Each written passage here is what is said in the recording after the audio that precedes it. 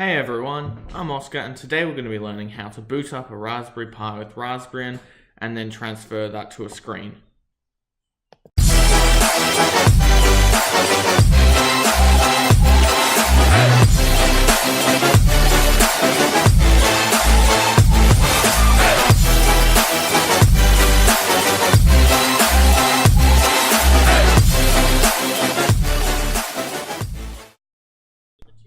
The materials you are going to need for this tutorial are a Raspberry Pi.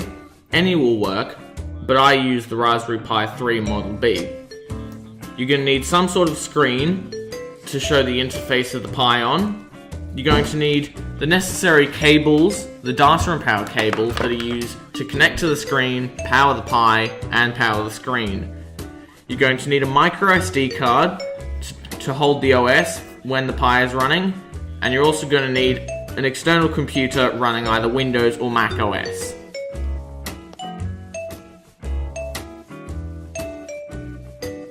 Now what we're going to do, we're going to go to the Raspberry Pi website at raspberrypi.org.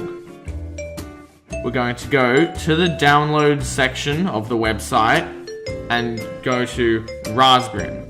We could install the micro SD card with noobs and allow us to install different OSs other than RASPBIAN, but for this tutorial we're just going to go to the RASPBIAN stretch with desktop and click download zip. You're going to download that to your chosen location on your computer and then wait until it downloads.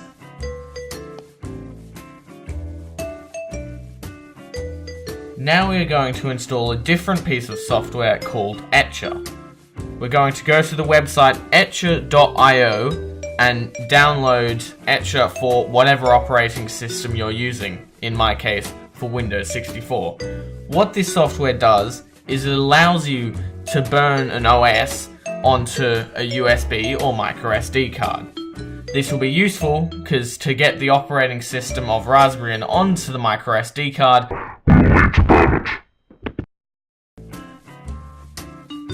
now what we're going to do, we're going to put the micro SD card into your Windows or Mac OS computer and then open the File Explorer and view what's in it.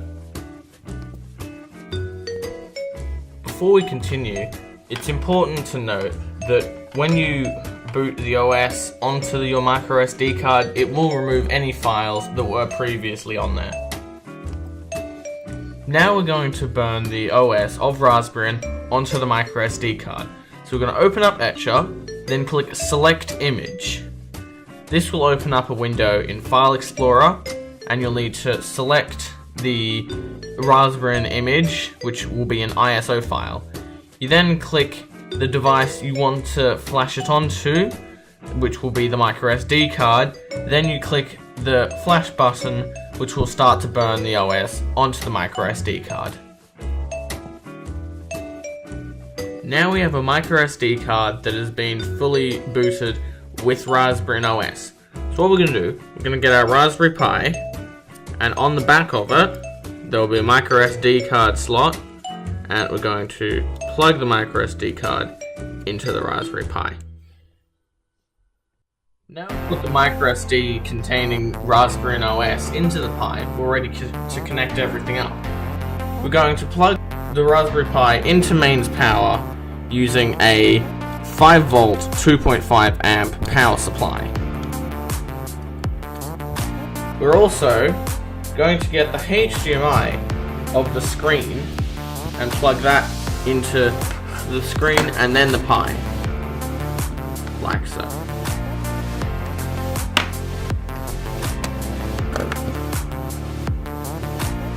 So some screens will require changing the source code of RASPBIAN, but given that all screens will likely be different, it seems unnecessary to include that in this tutorial. But often, if a screen does require changing of the RASPBIAN source code, it will come with instructions on how to do that. Now the screen will also need power. So what we're going to do, we're going to get this power cable and plug it first into the screen's power port, and then we're going to get the other end and plug it into one of the Raspberry Pi's powered USB ports. Now what we're going to do is we're going to flip the switch on the Raspberry Pi, and you can see it's starting to boot up there. And now on the screen we start to see the boot system running, and eventually we see the Raspbian boot begin. As you can see here, it's loading the Raspbian interface, and now we can see the menu including all of the software. And this is a touchscreen screen, so it has touch input. But also, if you do not have a touch screen, you can also plug a keyboard and mouse into the Pi. For this tutorial, I have a keyboard and mouse combo that are both powered off this USB dongle. So we're going to go ahead and plug that into the Pi, and now this mouse and this keyboard can be used to control the Pi. So as we can see here, you now have access to all the software of Raspbian, such as Chromium, the web browser, or LibreOffice, which is akin to Microsoft Office, except this is all open source and free to use. You also have many programming software and also graphics software that you can install, such as Blender.